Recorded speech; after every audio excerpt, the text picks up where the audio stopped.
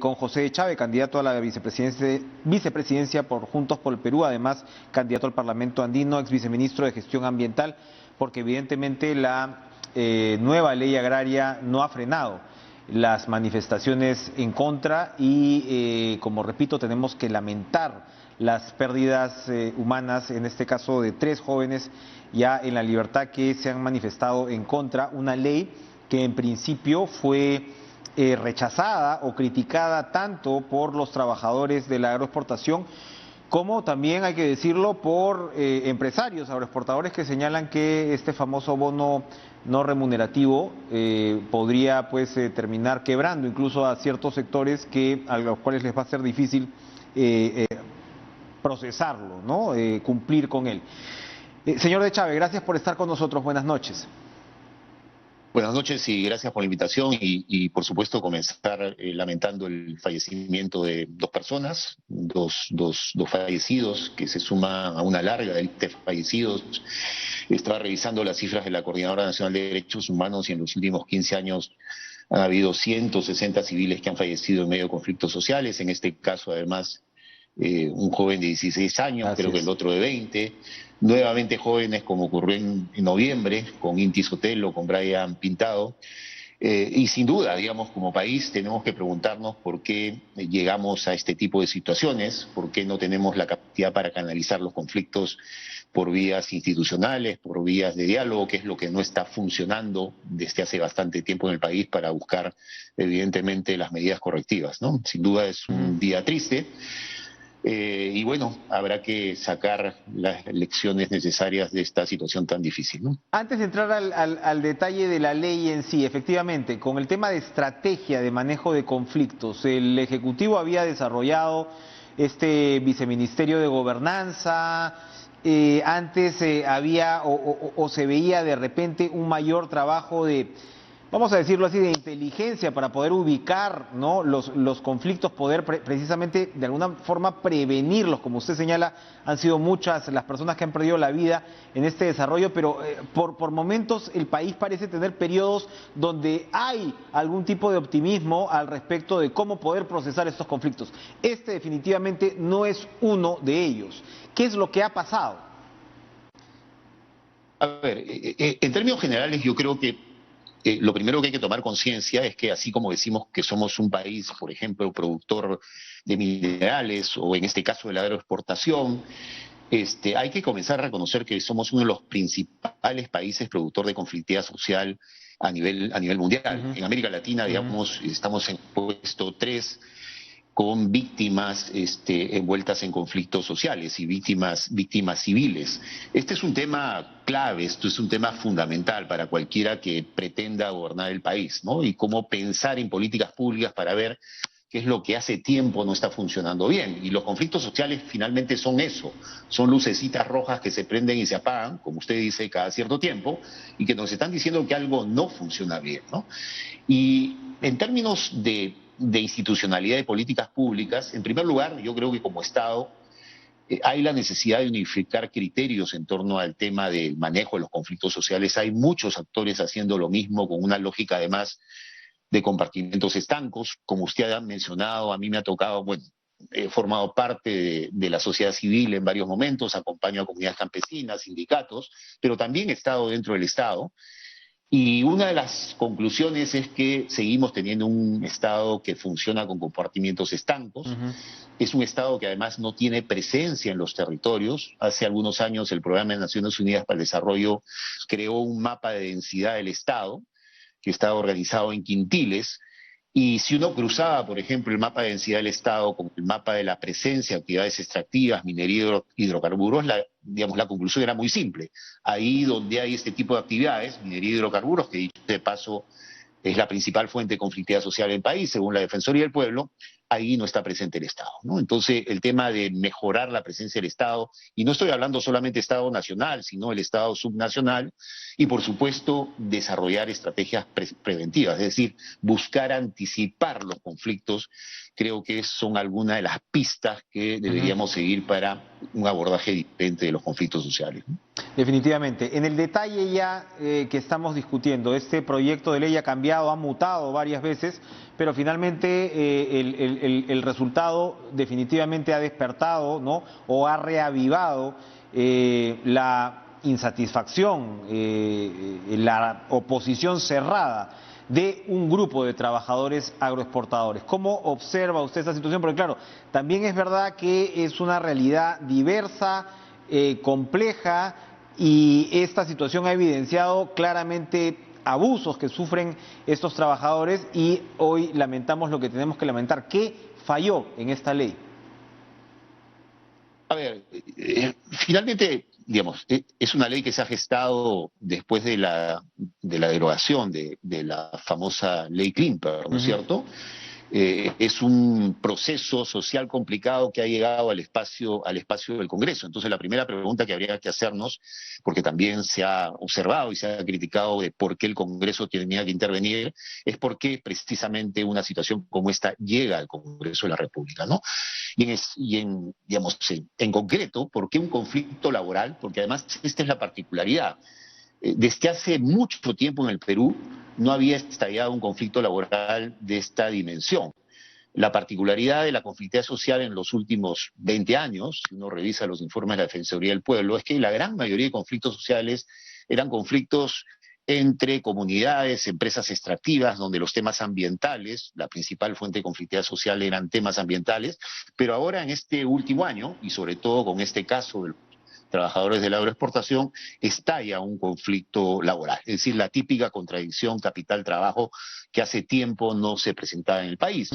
Y una de las pistas por qué un conflicto laboral de estas características no ha tenido los espacios de diálogo necesarios, y por supuesto, dialogando se busca canalizar el conflicto por vías institucionales, es que no han habido los instrumentos suficientes. Es decir, no ha habido posibilidad de negociación colectiva en un típico conflicto laboral, no han habido canales sindicales.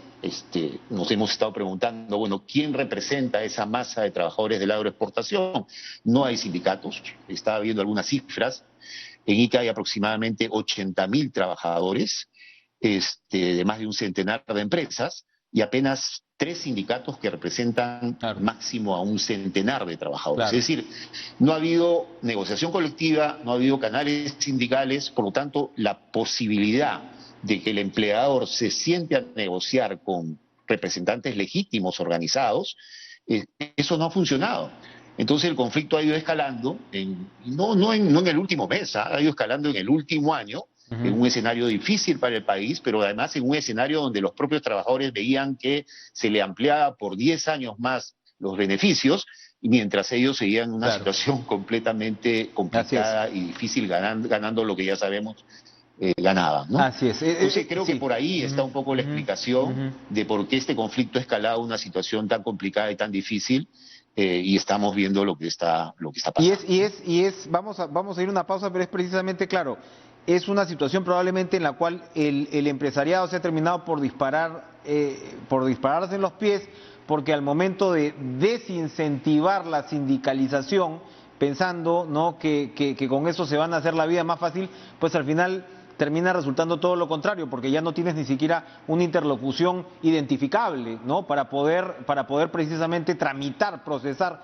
estos conflictos. Verónica Mendoza, y la pregunta, seguramente podremos conversarlo durante la campaña en más oportunidades, pero la primera pregunta que se me motiva en una situación como esta, sabemos que a la izquierda siempre o usualmente le va mejor de lo que parecen decir las encuestas iniciales. La última vez Verónica Mendoza estuvo a muy poquito de pasar a la segunda vuelta, y ahora hay, digamos, pareciera haber condiciones que de alguna manera todavía maduran más esa propuesta, en términos sobre todo de los vacíos del Estado que se han visto frente a la pandemia. Pero por el otro lado, el Perú, en toda esa complejidad que describía usted antes, también tiene cierto, digamos, cierto temor a la izquierda por parte de sectores que no son pocos y que señalan la izquierda va a venir a desbaratar un modelo económico que con todos sus problemas ha ayudado a que la pobreza del país se reduzca, insisto, a pesar de todos los números que todavía son complicados en materia social en el Perú. ¿Se va a centrar la izquierda? ¿Cómo arranca esta campaña? ¿Cuál es el mensaje central a quienes no están convertidos? Bueno, en primer lugar estamos empezando la campaña con mucho optimismo, al mismo tiempo también con mucha responsabilidad, sabiendo y siendo plenamente conscientes que la tarea no es sencilla, ¿no es cierto? Sabemos que este ha sido un año complicado, la economía está cayendo en 2 dígitos, si queremos consolarnos, digamos, la economía mundial es la peor caída después de 1946, es la peor caída de la economía de América Latina en lo que va del siglo, y por supuesto el Perú está entre los países fuertemente golpeados. Entonces no es una situación difícil, complicada, sencilla, se han perdido más de 3 millones de puestos de trabajo. Esa es una prioridad para nosotros, cómo recuperar esos puestos de trabajo que se han perdido, cómo recuperar el dinamismo de la economía peruana, al mismo tiempo que se hacen cambios, que se hacen ajustes que desde nuestra perspectiva son necesarios, cómo mirar actividades productivas que sean intensivas en el uso de mano de obra, que generen puestos de trabajo. Estamos hablando de la agricultura. Por supuesto, no es que no miremos a la agricultura de la agroexportación, pero particularmente también estamos mirando a la pequeña agricultura, que da cuenta de más o menos el 25% del empleo que se genera en el país y 70% de los alimentos que consumimos y que hemos tenido la suerte de tenernos en la mesa en plena pandemia, provienen de ese tipo de agricultura. Estamos pensando en ese tipo de actividad. Actividades productivas y por supuesto al lado de eso pensar en una matriz productiva que sea diversificada, donde también por supuesto tienen su espacio sectores como el de la minería y también por supuesto los de la agroexportación, pero estamos planteando apostar por una matriz productiva que sea diversificada, que sea amigable, digamos, con el ambiente, que sea respetuosa de los derechos económicos, sociales, ambientales y también, por supuesto, culturales. El tema ambiental forma parte de nuestras preocupaciones. Pero, nuevamente, vuelvo a la idea central. Somos plenamente conscientes que la situación no es sencilla, que no es fácil, pero al mismo tiempo tenemos claramente, digamos, cuáles son las opciones para reactivar la economía y para dinamizar una situación y para comenzar a modificar una situación que sin duda es complicada y difícil. Ese miedo de esos sectores que yo cito, ¿no?, a la izquierda se resume básicamente en una línea. Una política de izquierda en el Perú va a ahuyentar la inversión. ¿Qué responden a ello? A ver, en primer lugar, digamos, en América Latina, si uno ve lo que ha pasado en América Latina en los últimos 10, 15 años, ¿no? La inversión y el crecimiento económico de América Latina ha estado fuertemente vinculada a los escenarios internacionales, ¿no es cierto? América Latina creció y el país creció, y algunos además se animaron a hablar de milagro económico, creció cuando los precios de las materias primas no favorecieron. Y entramos en situaciones más complicadas y más difíciles cuando esos precios comenzaron a bajar, sobre todo a partir del año 2013 aproximadamente, ¿no? Estamos en una situación particular porque, digamos, pese a la situación complicada que ha provocado la pandemia, digamos, los precios de las materias primas se han recuperado. Hay un escenario bastante favorable por ese lado. Pero si uno ve lo que ha ocurrido en el Perú y en el resto de América Latina, con gobiernos de diferentes orientaciones, ya sea gobiernos de derecha, gobiernos conservadores, como también gobiernos progresistas, cuando se han hecho bien las cosas, cuando se han dado mensajes claros, cuando se han planteado los enunciados de las orientaciones económicas, las inversiones no han tenido problemas en llegar. Entonces nosotros no creemos que políticas vinculadas a la izquierda terminen ahuyentando a las inversiones. Vendrán las inversiones que están dispuestas a respetar estándares sociales, a respetar estándares ambientales, como dicho ese paso ocurren en los países de origen de esas inversiones, y por supuesto no vendrán las que no nos conviene que vengan, ¿no? Bien. Entonces, sí apostamos claramente por una reactivación de la economía, donde el sector privado juega un rol, tiene un espacio, pero donde también el Estado juega un rol también muy importante. Para terminar, tenemos un minutito, ¿qué papel calcula usted que van a tener hechos como los derechos civiles, o sea, la legalización del aborto en Argentina? Lo conversamos con el señor Carlos Castillo, vuelve también a revivir ese debate. ¿Va a pesar toda la dimensión progresista en materia de derechos para la campaña del 2021? Sin discusión. A ver, sobre el tema ya que se ha mencionado el tema de Argentina, lo primero es que si uno ve el mapa del estatus legal del aborto en el mundo, está claro que las políticas de despenalización están avanzando, ¿no? Con algunas excepciones de repente, pero están avanzando y no tengo duda que América Latina no será la excepción. Pensar en políticas públicas sobre este tema, en primer lugar no se trata de promover el aborto a diestra y siniestra, lo que se trata es de luchar por despenalización y por la demanda que tienen las mujeres de ejercer plenamente sus derechos sexuales y reproductivos. No hay que olvidarnos, Enrique, que el Perú es el cuarto país con más alta tasa de mortalidad en el continente por este tema. Y en el Perú se calcula que se producen aproximadamente 400.000 abortos clandestinos en situaciones en las que no se garantizan la vida de las mujeres, sobre todo las más pobres, ¿no? Entonces, la despenalización del aborto es ante todo un tema para nosotros de salud pública. Por supuesto, no se obliga a nadie a realizarlo. Lo que se hace es asegurar condiciones para que todas las mujeres, en el caso lo decidan, es una decisión sumamente difícil, puedan acceder a ello. Y en el plan de gobierno que hemos presentado, así lo estamos contemplando. Perfecto. José Chávez, muchas gracias. Ojalá podamos conversar, como decía, a lo largo de la campaña. Estoy seguro que así será.